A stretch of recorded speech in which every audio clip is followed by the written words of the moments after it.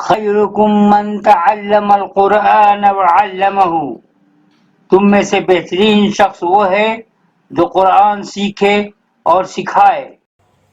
اہدنا الصراط المستقیم، ہمیں سیدھی اور سچی راہ دکھا۔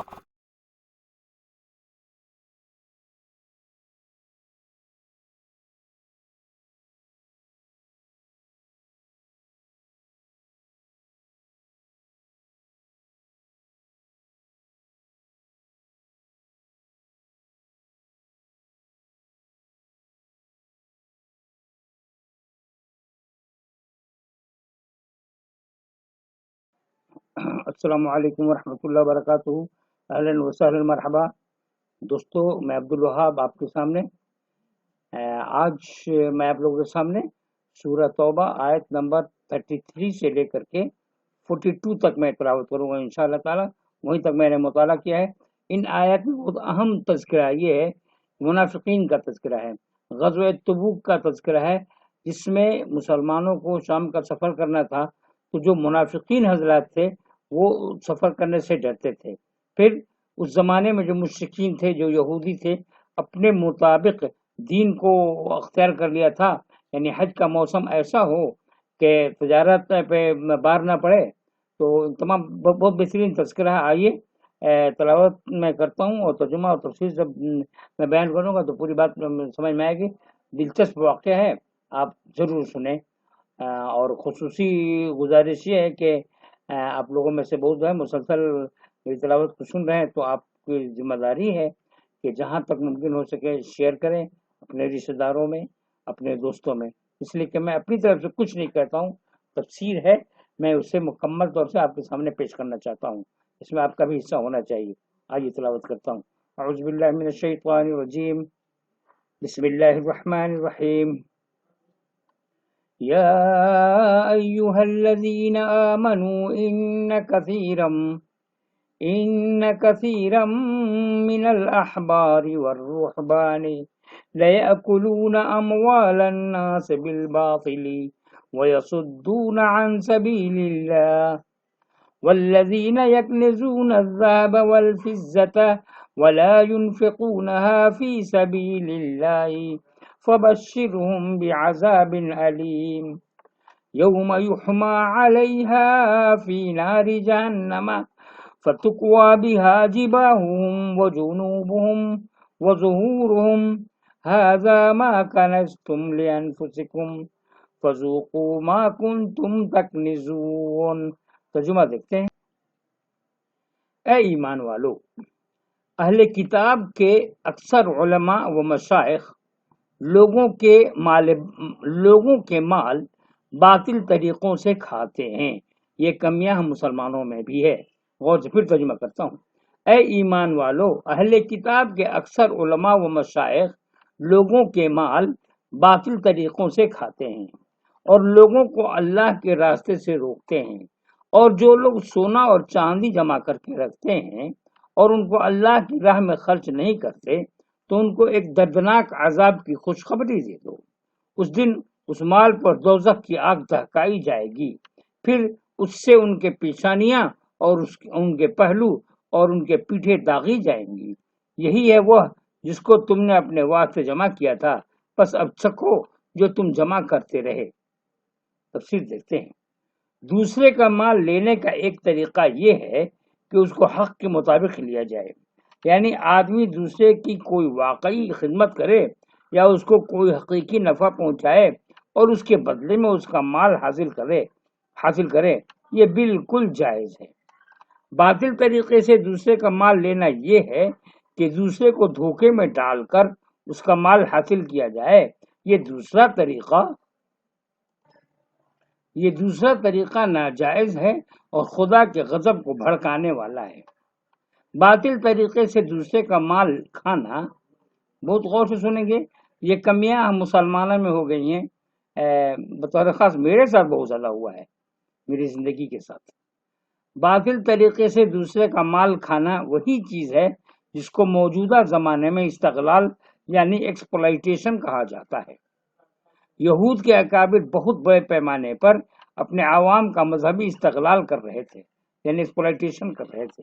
وہ عوام میں ایسی جھوٹی کہانیاں پھیلائے ہوئے تھے جس کے نتیجے میں لوگ بزرگوں سے غیر معمولی امیدیں وابستہ کریں اور پھر ان کو بزرگ سمجھ کر ان کی برکت لینے کے لیے آئیں اور انہیں ہدیے اور نذرانے پیش کریں۔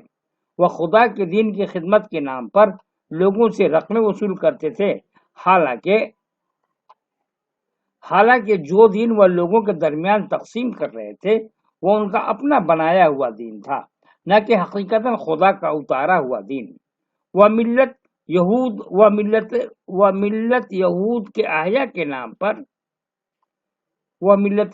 کے احیا کے نام پر بڑے بڑے چندے وصول کرتے تھے، جو آج ہم لوگوں میں ہوتا ہے۔ حالانکہ احیاء ملت کے نام پر وہ جو کچھ کر رہے تھے وہ صرف یہ تھا کہ لوگوں کو خوش خیالیوں میں الجھا کر انہیں اپنی قیادت کے لیے استعمال کرتے رہے۔ وہ تعویذ گنڈے میں پراسرار اور صاف بتا کر ان کو لوگوں کے ہاتھوں فروخت کرتے تھے، حالانکہ ان کا حال یہ تھا کہ خود اپنے نازک معاملات میں وہ کبھی ان تعویذ گنڈوں پر بھروسہ نہیں کرتے تھے۔ یہ کمیاں کیا مسلمانوں میں نہیں ہیں؟ ہم لوگوں میں بھی مولانا لوگوں کے ٹیم بنی ہوئی ہے جو تعویذ گنڈوں پر بھروسہ کرتے ہیں اور پبلک کو گمراہ کیے ہوئے ہیں۔ آئیے دیکھتے ہیں آگے۔ آدمی کے پاس جو مال آتا ہے اس کے دو ہی جائز مصرف ہیں، اپنی واقعی ضرورتوں میں خرچ کرنا اور جو کچھ واقعی ضرورت سے زیادہ ہو اس کے خدا کے راستے میں دے دینا۔ اس کے علاوہ جو طریقے ہیں وہ سب آدمی کے لیے عذاب بننے والے ہیں، خواہ وہ اپنے مال کو فضول خرچیوں میں اڑاتا ہو یا اس کو جمع کر کے رکھ رہا ہو۔ جو لوگ یہود کی طرح خود ساختہ مذہب کی بنیاد پر کسی گروہ کے اوپر اپنی قیادت قائم کیے ہوئے ہوں اور خدا کے دین کے نام پر لوگوں کا استغلال یعنی ایکسپلائٹیشن کر رہے ہوں، وہ کسی ایسی دعوت کو سخت ناپسند کرتے ہیں جو خدا کے سچے اور بے آمیز دین کو زندہ کرنا چاہتی ہو۔ ایسے دین میں انہیں اپنی مذہبی حیثیت بے اعتبار ہوتی نظر آتی ہے۔ انہیں دکھائی دیتا ہے کہ اگر اس کو عوام میں فروغ حاصل ہو تو ان کی مذہبی تجارت بالکل بے نقاب ہو کر لوگوں کے سامنے آ جائے گی۔ وہ ایسی تحریک کے اٹھتے ہی اسے سونگ لیتے ہیں اور اس کے مخالف بن کر کھڑے ہو جاتے ہیں۔ یہ کمیاں ہم مسلمانوں میں آ چکی ہیں، سرایت کر چکی ہیں۔ آئیے تلاوت کرتا ہوں۔ ان عدت الشہور عند اللہ 12 شہرا فی کتاب اللہ یوم خلق السماوات والارض منها 4 حرم ذلك الدین القیم فلا تظلموا فیہن انفسکم وقاتلوا المشرکین کافۃ کما یقاتلونکم کافۃ واعلموا ان اللہ مع المتقین انما النسیء زیادۃ فی الکفر یضل به الذین کفروا یحلونه عاما ویحرمونه عاما لیواطعوا عدۃ ما حرم اللہ فیحلوا ما حرم اللہ زین لهم سوء اعمالهم واللہ لا یہدی القوم الکافرین۔ ترجمہ دیکھتے ہیں۔ مہینوں کی گنتی اللہ کے نزدیک 12 مہینے ہیں۔ اللہ کی کتاب میں جس دن سے اس نے آسمانوں اور زمین کو پیدا کیا ان میں سے 4 حرمت والے ہیں، یہی ہے سیدھا دین۔ بس ان میں تم اپنے اوپر ظلم نہ کرو اور مشرکوں سے سب مل کر لڑو جس طرح وہ سب مل کر تم سے لڑتے ہیں، اور جان لو کہ اللہ متقیوں کے ساتھ ہے۔ مہینوں کو ہٹا دینا کفر میں ایک اضافہ ہے، اس سے کفر کرنے والے گمراہی میں پڑتے ہیں۔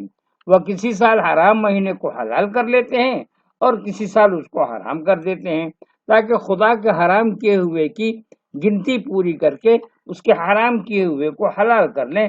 اس کے برے اعمال ان کے لیے خوشنما بنا دیے گئے اور اللہ انکار کرنے والوں کو راستہ نہیں دکھاتا۔ تفسیر دیکھیں۔ دینی احکام پر ہر شخص الگ الگ بھی عمل کر سکتا ہے، مگر اللہ تعالیٰ کو یہ مطلوب ہے کہ تمام اہل ایمان ایک ساتھ ان پر عمل کریں تاکہ ان میں اجتماعیت پیدا ہو۔ اسی اجتماعیت کے مقصد کو حاصل کرنے کی خاطر عبادات کی ادائیگی کے لیے متعین اوقات اور تاریخیں مقرر کی گئی ہیں۔ یہ تاریخیں اگر شمسی کیلنڈر کے اعتبار سے رکھی جائیں تو ان کے زمانے میں یکسانیت آ جاتی ہے۔ مثلا روزہ ہمیشہ ایک موسم میں آتا اور حج ہمیشہ ایک موسم میں، مگر یکسانیت آدمی کے اندر جمود پیدا کرتی ہے اور تبدیلی سے نئی قوت عمل پر بیدار ہوتی ہے۔ اس بنا پر دینی امور کے اجتماعی نظام کے لیے چاند کا قدرتی کیلنڈر اختیار کیا گیا۔ اسی اصول کی وجہ سے حج کی تاریخیں مختلف موسموں میں آتی ہیں، کبھی سردیوں میں اور کبھی گرمیوں میں۔ قدیم زمانے میں جبکہ حج کا اجتماع زبردست تجارتی اہمیت رکھتا تھا، مختلف موسموں میں حج کا آنا تجارتی اعتبار سے مضر معلوم ہوا۔ اہل عرب کو دینی مصلحتوں کے مقابلے میں دنیاوی مصلحتیں زیادہ اہم نظر آئیں۔ یہ رسول اللہ صلی اللہ علیہ وسلم کے زمانے سے پہلے کی بات ہے۔ انہوں نے چاہا کہ ایسی صورت اختیار کریں کہ حج کی تاریخ ہمیشہ ایک ہی موافق موسم میں پڑے۔ اس موقع پر یہود و نصارہ کا کبیسہ کا حساب، یہ مجھے سمجھ میں بات نہیں آ رہی کبیسہ کیا ہے۔ اس موقع پر یہود و نصارہ کا کبیسہ، مجھے سمجھ بات نہیں آ رہی کیا ہے، کبیسہ کا حساب ان کے علم میں آیا۔ اپنی خواہشوں کے عین مطابق ہونے کی وجہ سے وہ ان کو پسند آ گیا اور انہوں نے اس کو اپنے یہاں رائج کر لیا، یعنی مہینوں کو ہٹا کر ایک کی جگہ دوسرے کو رکھ دینا۔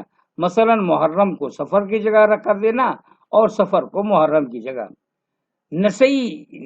نسیئی کے اس طریقے سے بھولنے کا مطلب یہ سمجھ میں آتا رہے۔ اہل عرب کو دو فائدے ہوئے، کبیسہ اور نسیئی اور کبیسہ۔ ایک یہ کہ حج کے موسم کو تجارتی تقاضے کے مطابق کر لینا، دوسرا یہ کہ حرام مہینوں محرم، رجب، ذوالقعدہ، ذوالحجہ میں کسی کے خلاف لڑائی چھیڑنا ہو تو حرام مہینہ کی جگہ غیر حرام مہینہ رکھ کر لڑائی کو جائز کر لینا۔ اہل عرب کے سامنے حضرت ابراہیم علیہ السلام کا طریقہ بھی تھا، مگر ان کے ذہن پر چونکہ تجارتی مقاصد اور قبائلی تقاضوں کا غلبہ تھا، اس لیے ان کو نسیح کا طریقہ اچھا معلوم ہوا اور انہوں نے اپنے معاملات کے لیے اس کو اختیار کر لیا۔ دوستو جو تلاوت کر رہے سن رہے ہیں تو میں بھی تو انسان ہوں، مجھے دو باتیں سمجھ میں نہیں آ رہی ہے، ایک کبیسہ اور ایک نسیح۔ اگر آپ لوگوں میں سے پتا ہو تو کمنٹ باکس میں لکھ کر بتائیے گا، مجھے ڈکشنری بھی دیکھوں گا تو مجھے پتہ نہیں چل پائے گا یہ ہے کیا۔ ویسے میں دوسرے تفاسیر کو دیکھوں گا تو شاید میں بعد میں بتا دوں گا دوسرے مجلس میں انشاءاللہ۔ نسیح، اچھا بہرحال تم بھی مل کر لڑو جس طرح وہ مل کر لڑتے ہیں۔ اس کا مطلب یہ ہے کہ کافر لوگ خدا سے بے خوفی پر متحد ہو جاتے ہیں، تم خدا سے خوف یعنی تقوی پر متحد ہو جاؤ۔ وہ منفی مقاصد کے لیے باہم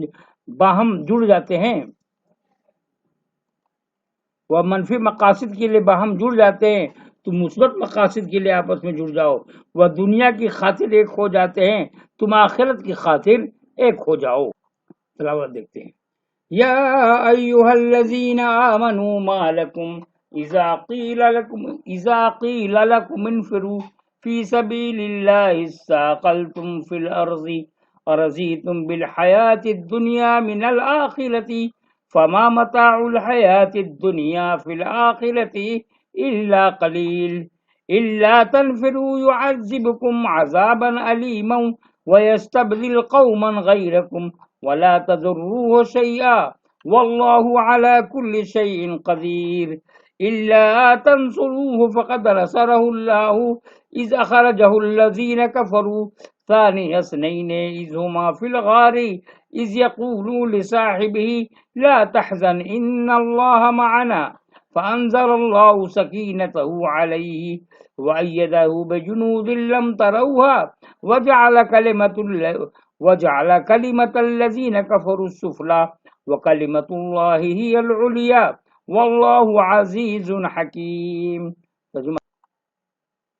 اے ایمان والو، تم کو کیا ہو گیا ہے کہ جب تم سے کہا جاتا ہے کہ اللہ کی راہ میں نکلو تو تم زمین سے لگے جاتے ہو؟ کیا تم آخرت کے مقابلے میں دنیا کی زندگی پر راضی ہو گئے؟ آخرت کے مقابلے میں دنیا کی زندگی کا سامان تو بہت تھوڑا ہے۔ اگر تم نہ نکلو گے تو خدا تم کو دردناک سزا دے گا اور تمہاری جگہ دوسری قوم لے آئے گا، اور تم خدا کا کچھ بھی نہ بگاڑ سکو گے، اور خدا ہر چیز پر قادر ہے۔ اگر تم رسول کی مدد نہ کرو گے تو اللہ خود اس کی مدد کر چکا ہے، جبکہ کافروں نے اس کو نکال دیا تھا۔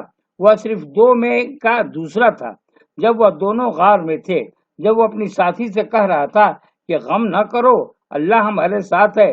پس اللہ نے اس پر اپنی سکینت نازل فرمائی اور اس کی مدد ایسے لشکروں سے کی جو تم کو نظر نہ آتے تھے، اور اللہ نے کافروں کی بات نیچی کر دی، اور اللہ ہی کی بات تو اونچی ہے، اور اللہ زبردست ہے، حکمت والا ہے۔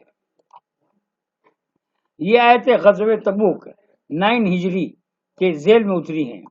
اس موقع پر مدینہ کے منافقین کی طرف سے جو عمل ظاہر ہوا، اس سے اندازہ ہوتا ہے کہ کمزور ایمان والے لوگ جب کسی اسلامی معاشرے میں داخل ہو جاتے ہیں تو نازک مواقع پر ان کا کردار کیا ہوتا ہے۔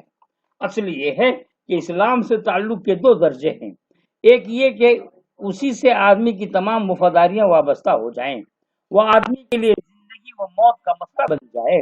دوسرے یہ کہ آدمی کی حقیقی دلچسپیاں تو کہیں اور اٹکی ہوئی ہوں، اور اوپری طور پر وہ اسلام کا اقرار کر لے۔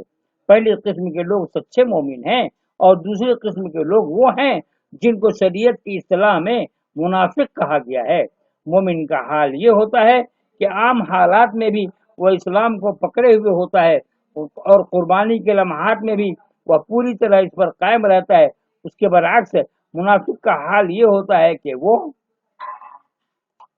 وہ بے ضرر اسلام یا نمائشی دینداری میں تو بہت آگے دکھائی دیتا ہے، مگر جب قربانی کی سطح پر اسلام کے تقاضوں کو اختیار کرنا ہو تو وہ پیچھے ہٹ جاتا ہے۔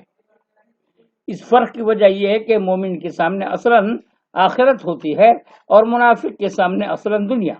مومن آخرت کی بے پایہ نعمتوں کے مقابلے میں دنیا کی کوئی قیمت نہیں سمجھتا، اس لیے جب بھی دنیا کی چیزوں میں سے کوئی چیز اس کے راستے میں حائل ہو تو وہ اس کو نظر انداز کر کے دین کی طرف بڑھ جاتا ہے۔ اس کے برعکس منافق ایسے اسلام کو پسند کرتا ہے جس میں دنیا کو بگاڑے بغیر اسلامیت کا کریڈٹ مل رہا ہو۔ اس لیے جب ایسا موقع آتا ہے کہ دنیا کو کھو کر اسلام کو پانا ہو تو وہ دنیا کی طرف جھک جاتا ہے، خواہ اس کے نتیجے میں اسلام کی رسی اس کے ہاتھ سے نکل جائے۔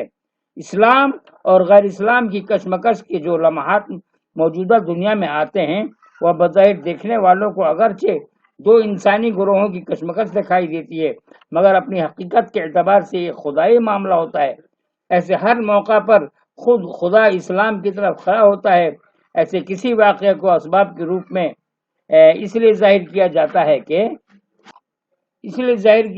ہے تاکہ ان لوگوں کو خدمت دین کا کریڈٹ دیا جائے جو اپنے آپ کو پوری طرح خدا کے حوالے کر چکے ہیں۔ آئیے رکوع ختم ہو رہا ہے، رکوع تک میں تلاوت کروں گا۔ انفروا خفافا وثقالا وجاهدوا بأموالكم وأنفسكم في سبيل الله ذلكم خير لكم إن كنتم تعلمون لو كان عرضا قريبا وسفرا قاصدا لاتبعوك ولكن بعدت عليهم الشقة وسيحلفون بالله لو استطعنا لخرجنا معكم يهلكون أنفسهم والله يعلم إنهم لكاذبون۔ ترجمہ دیکھتے ہیں۔ ہلکے اور بوجھل اور اپنے مال اور اپنی جان سے اللہ کی راہ میں جہاد کرو، یہ تمہارے لیے بہتر ہے اگر تم جانو۔ اگر نفع قریب ہوتا اور سفر ہلکا ہوتا تو وہ ضرور تمہارے پیچھے ہو لیتے، مگر یہ منزل ان پر کٹھن ہو گئی۔ اب وہ قسمیں کھائیں گے کہ اگر ہم سے ہو سکتا تو ہم ضرور تمہارے ساتھ چلتے۔ وہ اپنے آپ کو ہلاکت میں ڈال رہے ہیں، اور اللہ جانتا ہے کہ یہ لوگ یقیناً جھوٹے ہیں۔ تفسیر دیکھتے ہیں۔ مدینہ کے منافقین میں ایک طبقہ وہ تھا جو کمزور عقیدہ کے مسلمان تھے۔ انہوں نے اسلام کو حق سمجھ کر اس کا اقرار کیا تھا۔ وہ اسلام کی ان تمام تعلیمات پر عمل کرتے تھے جو ان کی دنیاوی مصلحتوں کے خلاف نہ ہو، مگر جب اسلام کا تقاضا ان کے دنیاوی تقاضوں سے ٹکراتا تو ایسے موقع پر وہ اسلامی تقاضے کو چھوڑ کر اپنے دنیاوی تقاضوں کو پکڑ لیتے۔ مدینہ کے معاشرے میں مومن اس شخص کا نام تھا جو قربانی کی سطح پر اسلام کو اختیار کیے ہوئے ہوں، اور منافق وہ تھا جو اسلام کی خاطر قربانی کی حد تک جانے کے لیے تیار نہ ہو۔ تبوک کا معاملہ ایک علامتی تصویر ہے جس سے معلوم ہوتا ہے کہ خدا کی نظر میں مومن کون ہوتا ہے اور منافق کون۔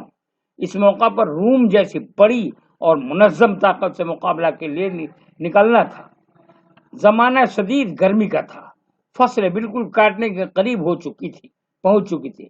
ہر قسم کی ناسازگاری کا مقابلہ کرتے ہوئے شام کی دور دراز سرحد پر پہنچنا تھا۔ پھر مسلمانوں میں کچھ سامان والے تھے اور کچھ بے سامان والے، کچھ آزاد تھے اور کچھ اپنے حالات میں گھرے ہوئے تھے، مگر حکم ہوا کہ ہر حال میں نکلو، کسی بھی چیز کو اپنے لیے عذر نہ بناؤ۔ اس کی وجہ یہ ہے کہ خدا کے ہاں اصل مسئلہ مقدار کا نہیں ہوتا، بلکہ یہ ہوتا ہے کہ آدمی کے پاس جو کچھ بھی ہے وہ اس کو پیش کر دے۔ یہی دراصل جنت کی قیمت ہے، خواہ وہ بظاہر دیکھنے والوں کے نزدیک کتنی ہی کم کیوں نہ ہو۔ منافق کی خاص پہچان یہ ہے کہ اگر وہ دیکھتا ہے کہ بے مشقت سفر کر کے خدمت اسلام کا ایک بڑا کریڈٹ مل رہا ہے تو وہ فوراً ایسے سفر کے لیے تیار ہو جاتا ہے۔ اس کے برعکس اگر ایسا سفر درپیش ہو جس میں مشقتیں ہوں اور سب کچھ کر کے بھی بظاہر کوئی عزت اور کامیابی ملنے والی نہ ہو تو ایسے دینی مہم کے لیے اس کے اندر رغبت پیدا نہیں ہوتی۔ ایک حقیقی دینی مہم سامنے ہو اور آدمی عضلات پیش کر کے اس سے الگ رہنا چاہے تو یہ صاف طور پر اس بات کا ثبوت ہے کہ آدمی نے خدا کے دین کو اپنی زندگی میں سب سے اونچا مقام نہیں دیا ہے۔